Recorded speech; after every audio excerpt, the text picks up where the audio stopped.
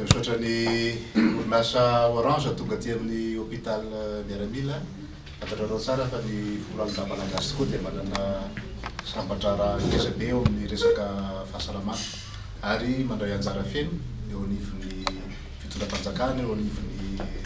rahalahiny ihany koa amin'ny ministèren'ny fahasalamana miatrika ny ady ataontsika amin'ny mahavalana coronavirus 2020 ary hitanareo moa zany fa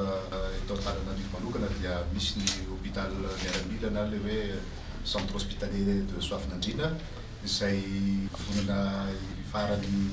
fitsaboana ny aretina ny ankapobeny zany amin'ny folo malagasy moa zany ary ny hôpital miaramila ny ankapobeny izay solotenan'ny tale généraly sy atoko ihany koa ny tale généraly ny organisme de défense izay jery an'ireo sampam-draharaha mikasika ny fahasalamana samihafa eo atao anivon'ny foloantany eto Madagasikara. Ianareo ty tonga mitondra an'ireto équipement de protection individuelle.